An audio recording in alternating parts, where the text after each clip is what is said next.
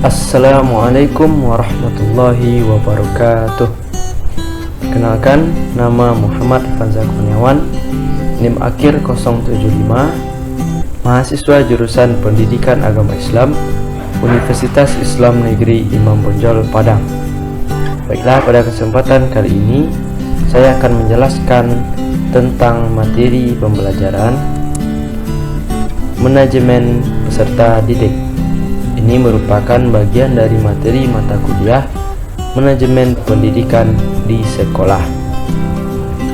Langsung saja. Yang pertama, tentang pengertian manajemen peserta didik. Apa itu manajemen peserta didik? Yang pertama, kita harus tahu tentang peserta didik.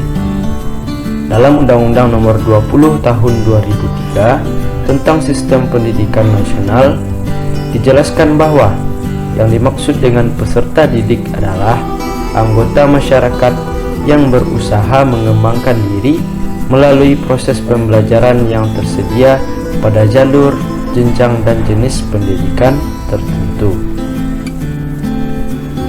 Kemudian,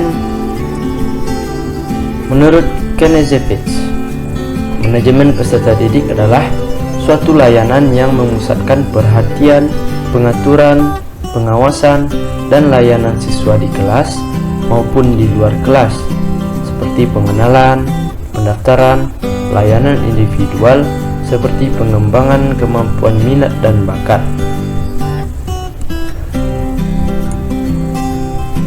Kemudian menurut Sutopo dan Wasti Sumanto, manajemen peserta didik adalah suatu penataan atau pengaturan segala aktivitas yang berkaitan dengan peserta didik, dimulai dari masuknya peserta didik itu ke sekolah sampai dengan keluar dari sekolah atau suatu lembaga pendidikan.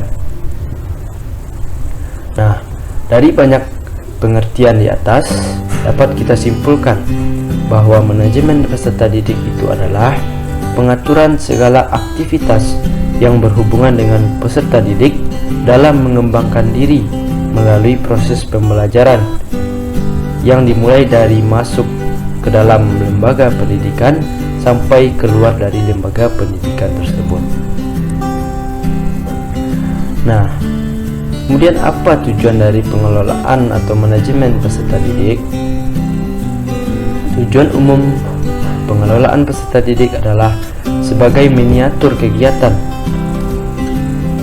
yang dapat menunjang proses belajar mengajar di sekolah. Lebih lanjut, proses belajar mengajar di sekolah dapat berjalan dengan lancar dan tertib dengan adanya pengelolaan peserta didik tersebut. Kemudian fungsi dari pengelolaan peserta didik, yaitu sebagai wahana bagi peserta didik untuk mengembangkan diri seoptimal mungkin, baik yang berkaitan dengan individualnya, sosial, aspirasi, dan kebutuhan peserta didik. Kemudian perencanaan pengelolaan peserta didik. Perencanaan adalah penentuan serangkaian tindakan untuk mencapai suatu hasil yang diinginkan. Nah, ada beberapa langkah yang harus ditempuh. Yang pertama, kita lakukan perkiraan, kemudian perumusan tujuan, kebijakan, pemrograman, penyusunan langkah-langkah, penjadwalan, dan pembiayaan. Setelah kita lakukan perencanaan, langkah selanjutnya adalah pelaksanaan. Yang pertama, kita lakukan penerimaan peserta didik baru. Ada hal-hal yang harus diperhatikan. Yang pertama, kenyataan yang ada di sekolah. Kemudian bagaimana sistem pendaftaran dan seleksi yang kita lakukan. Kemudian yang kedua, kita lakukan orientasi peserta didik yang bertujuan untuk perkenalan. Lalu yang ketiga, penempatan peserta didik. Nah, langkah selanjutnya kita lakukan pembinaan peserta didik, yaitu dengan memberikan layanan-layanan yang dibutuhkan peserta didik seperti layanan bimbingan konseling, perpustakaan, kantin, kesehatan, transportasi, dan juga layanan asrama.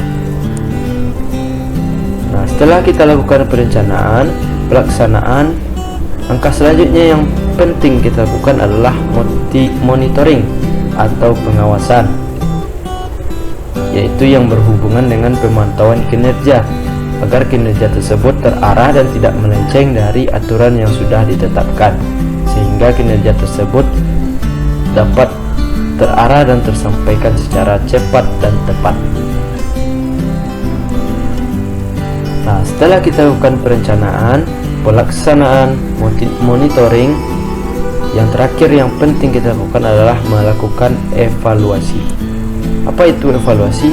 Yaitu tindakan atau proses untuk menentukan nilai dari sesuatu.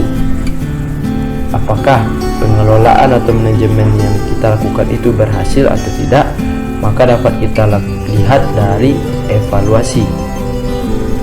Tujuan umum dari evaluasi tersebut yaitu mengumpulkan data yang membuktikan taraf kemajuan peserta didik, kemudian memungkinkan pendidik atau guru menilai aktivitas atau pengalaman yang didapat, kemudian menilai metode mengajar yang digunakan,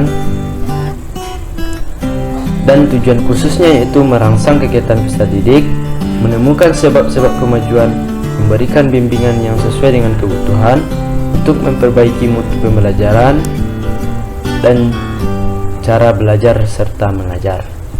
Nah, sekian materi yang dapat saya sampaikan. Jika ada pertanyaan, silahkan ditanyakan di kolom komentar. Insyaallah akan saya jawab. Terima kasih atas perhatiannya, semoga bermanfaat. Assalamualaikum warahmatullahi wabarakatuh.